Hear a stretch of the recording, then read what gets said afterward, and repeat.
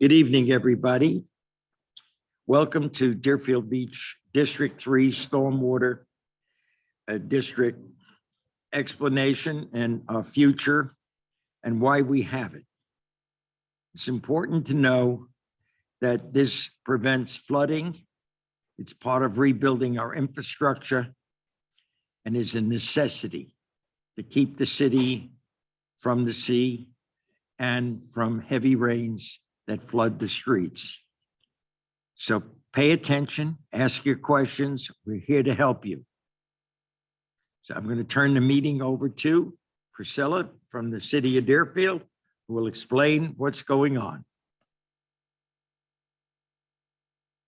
Hi, good evening, everyone. How are you? Thank you so much for coming out tonight, and thank you so much for participating on this virtual meeting. Tonight, we're here to briefly go through the Stormwater Master Plan and Flood Resiliency Plan. I will say that we're giving a very high-level overview of the plan, tell you what went into making the plan, and identify some of the deficiencies we have in the city to give us a long-range plan towards meeting those goals. So what we have before us is a map, a planning tool to guide us into the future as far as strategically placing our capital dollars into making good investments for the benefit of the public. So tonight, we really would encourage you to give us information on areas of concern so we can ensure that it gets documented into the master plan. It will become part of the public record and be in the master plan document. I will indicate that this is a living document. We will be adding to it over the years, and hopefully, as we're undertaking improvements, taking some of the capital projects out of the plan as they're completed. So it will be a living document that will be directing us into the future. With that, I will turn it over to our consultants who prepared the plan. Mark Ellard will open this up for Geosyntec and explain to us the process into creating this plan. Thank you so much for your participation tonight. And please, at the end, we would encourage you to ask your questions. Thank you so much. Thank you, Priscilla. So this is Mark Ellard, Senior Principal at Geosyntec Consultants for the consulting team. And I have with me also Michael Antonelli with Brazaga, our team partner for this. And we're going to provide that high-level overview of our plan and what the next steps are for the master plan. And so Michael is going to start us off with an overview. Thank you, Mark. Good evening, everyone. My name is Michael Antonelli with Brazaga, as Mark had mentioned. We'll be diving into talk about our stormwater program. The introduction we'll run through how we got here, what the purpose of this plan is, what we've been able to do to date, where we are along this process. So starting out in 2018, on April 11th, the city of Deerfield Beach passed an ordinance to create a stormwater management program and a utility fund. That was done to fund infrastructure projects throughout the city, specifically towards stormwater improvements. That ordinance established a utility fee. And since the inception of that utility fee, over $1 million in capital improvement projects have been funded through the stormwater program. The purpose for the Stormwater Master Plan is primarily to develop a framework looking forward so that the city can identify and prioritize stormwater improvements. The purpose of the stormwater system is to collect and treat any stormwater runoff from rain events. The plan is necessary to address any aging infrastructure and diminished capacities, making sure that everything that needs improvements can get it. It's important for public health, public safety. And an important point to note is that the city is a co-permittee on what's called an MS4. That's a municipal separate stormwater system. The city is a co-permittee with Broward County. And what they're required to do through this program is to meet levels of service established by the EPA as delegated by the FDEP, the Florida Department of Environmental Protection. What the Stormwater Master Plan also helps is with the National Flood Insurance Program Community Rating System. By meeting certain criteria under that program, it actually affords reduced flood insurance rates for residents citywide. So in the program where we're at right now, we've gone through all of these check marks on the left-hand side, indicate everything that's been accomplished to date. Where we are right now, we finished the first draft of the stormwater update. And we're at a point now where we're working with all of you to accept public input, to complete the plan, seek grant funds, and implement program improvements.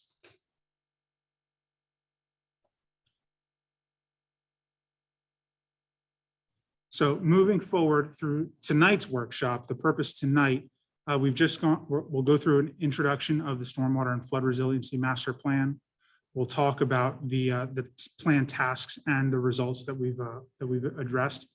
We'll go through some of the specific project that we're going to be looking at for District 3 tonight, learning about some of those next steps. And then we want to hear from you tonight. That's the real objective this evening, is to get your input and give you an opportunity to speak with us so that we can hear some of the issues that you may be dealing with specifically and make sure that that gets incorporated. Briefly, to talk about a stormwater system, it's that system of drains, pumps, pipes, canals, anything that you see on the side of the road that works together to prevent flooding, anything that's used to move water off the roadway, off of the land, into our waterways, and out of our way.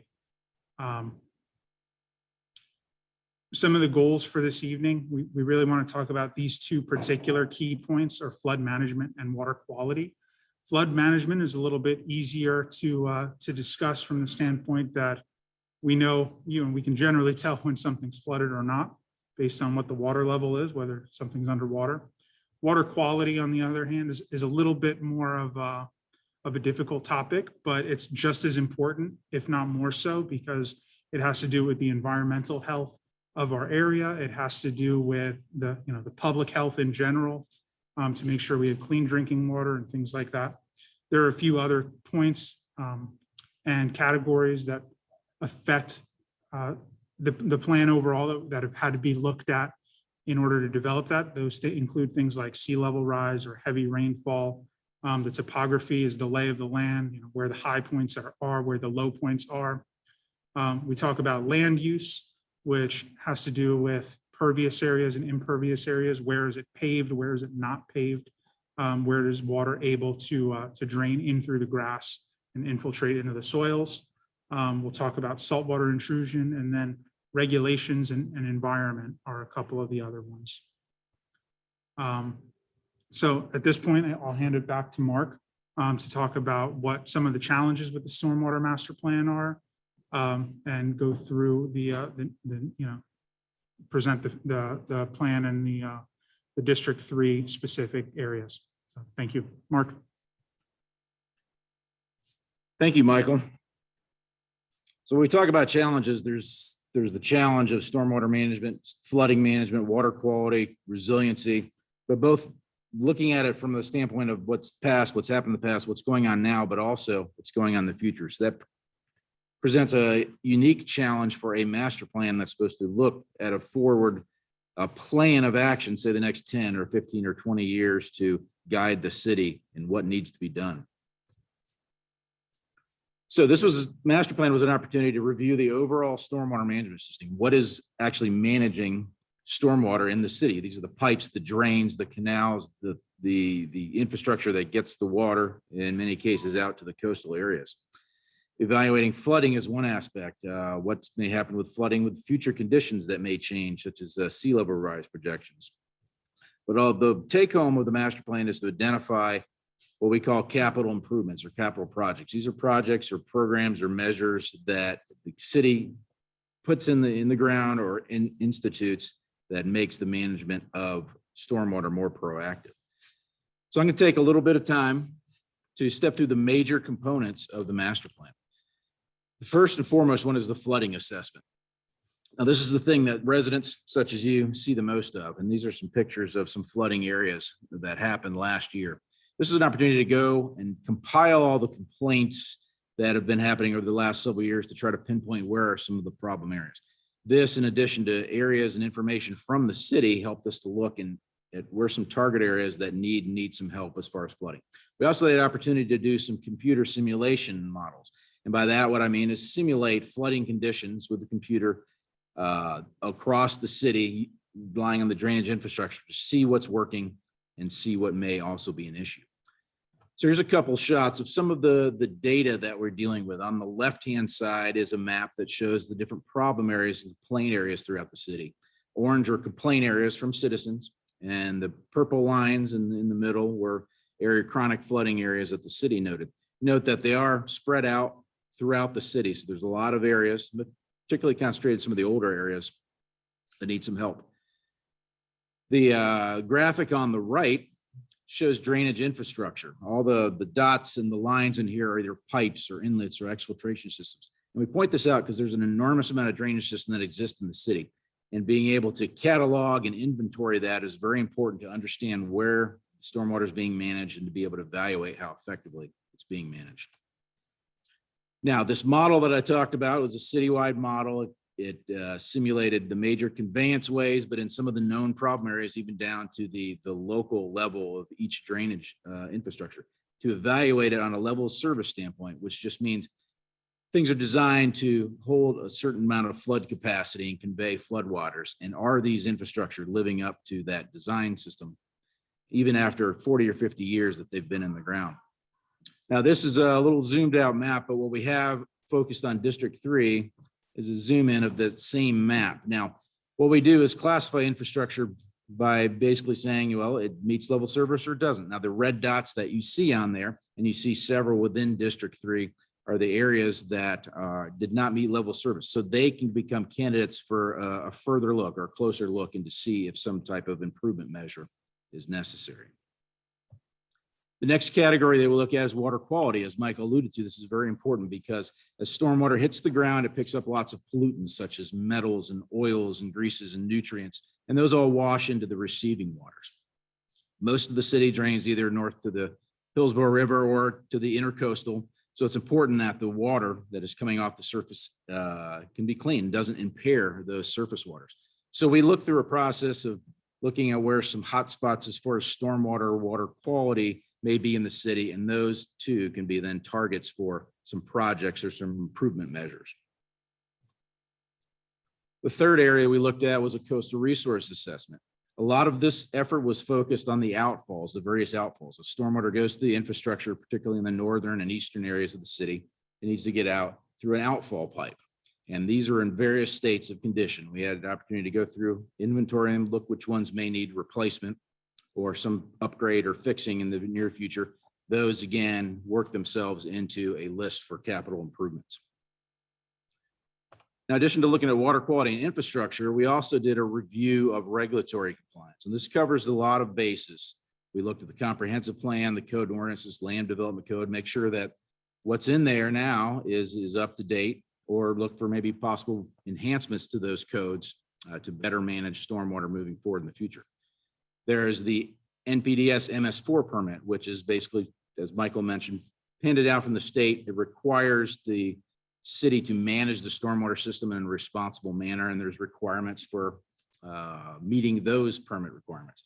There's other DEP requirements for water quality, also floodplain management. All of these things were reviewed with the opportunity to, looking forward, provide the city some recommendations. Operations and maintenance. Priscilla and her staff have to maintain an enormous amount of stormwater infrastructure. Here on the table on the upper right is just a listing of the different facilities they have to maintain. There's over 2,900 inlets, stormwater inlets that have to be maintained, for example, and over 45,000 linear feet of exfiltration systems. This is a lot. It takes a lot of equipment and personnel resources to do. So as part of the master plan, we look into this, we see what are the things that may warrant recommendation to both equipment and resources to make the system, the operations and maintenance more proactive. Now, all of these elements, the flooding, the water quality, the different ideas all get compiled into a capital project improvement listing. And these are the recommendations that moving forward to the next 10 years of the program that we have identified as needs. And here's a listing on this table of different flooding projects, water quality, and coastal resilience project. Now, the total of all these, the needs that we see over this planning period is nearly $19 million, which is no insignificant amount. To get a sense of where these are located throughout the city, these are those same locations plotted on a map. The blue dots are flooding related projects. The green dots are water quality related projects. You can see a lot of the green dots are closer to the Hillsborough or the intercoastal outfalls. The table on the right indicates what the distribution is of these projects and the estimated cost by commission district. And I will note also that there are some projects recommended that do have citywide benefit as well. Now, when we talk about laying this out in a 10-year plan, the challenge is how to prioritize these projects. And we prioritize them based on need. For example, flooding. If there's a flooding area, how many homes are impacted or how much infrastructure or streets are impacted, and so on and so forth. So this provides a schedule going 10 years of where the city can focus, allocations of money and budget and hopefully grant funding to meet these needs for the stormwater program moving forward. Now, one additional element that we're able to initiate at the time that we're also doing the master plan was the city received some FEMA flood mitigation grant funding. And this was some funding provided to the city to be able to do preliminary designs on 4 projects, 1 per district. And here is the projects that are being moved forward in preliminary design as we speak in the different districts. Specific to District 3 is the Northwest 45th Street and Crystal Lake Drive improvement area. And we'll look at that a little bit more closer. So here is an aerial of that area. You'll notice this is a few years old because the former golf course, this is a picture when it was in the middle of some of the early stages of development. And of course, it's advanced quite a bit since then. But the idea here was along Northwest 45th, along the north side of this area, and then also Crystal Lake on the bottom. There's some aged infrastructure that was put in at different times. And with the increased focus on this area, whether it be traffic or residents, it's time for an upgrade to these areas. So this district-specific improvement project will look at adding new piping and inlets to create a cohesive system along both of those roads. Both storm sewer piping and inlets, but also some exfiltration systems, which are pipe systems that are perfect that allow infiltration and percolation of stormwater into the ground. Now, this is an aerial view. This is the same area was showing topography. And this is the elevations of the land. And we show this just to give a sense of where the water's flowing, because stormwater wants to flow downhill. Now, in these same areas, if you look at the map, the white areas are higher in elevation. You go down to the lighter colors to the blue, those are lower in elevation. But you can see that on Crystal Lake on the drive on the bottom and 45th on the north sit in low-lying areas. So those areas are receiving some runoff from the surrounding areas, and an effective drainage system is warranted. Now, with that is a synopsis, overview of the master plan. Now, what are the next steps? Well, we're having these meetings with the public, 1 per district. The next steps there will be to get all the remaining public input from the city on the draft master plan that's been submitted, and then finalize that, and then with a final meeting to present to the commission later this fall. Now, there's also some methods that you can provide input.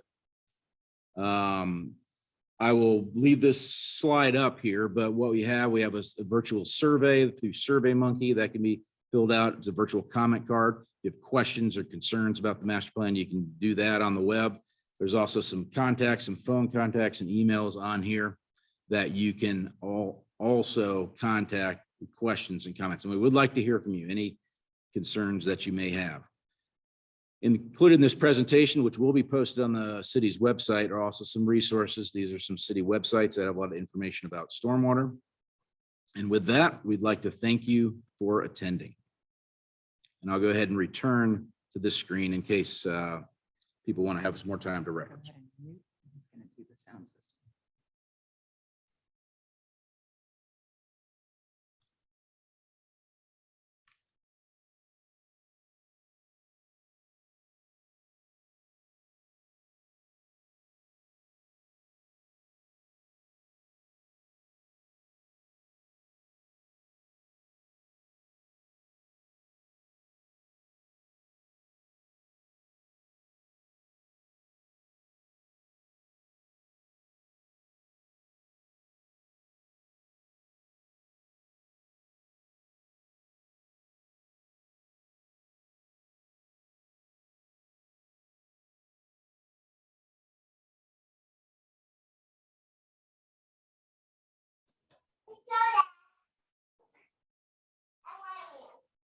Can't hear anything.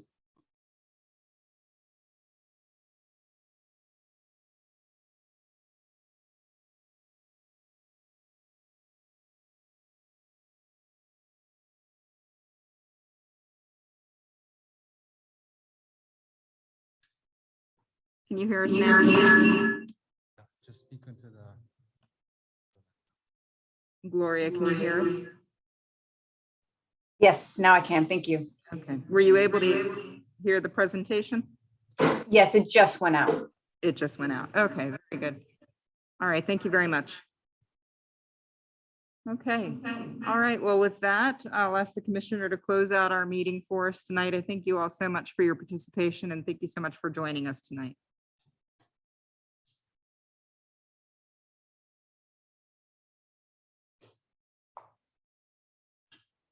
Please remember, if you have any questions or problems, I'm available 7 days a week. You can call me at 954-415-5658 or 954-870-0214.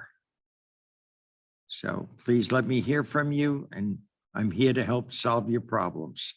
Thank you. Have a very nice evening.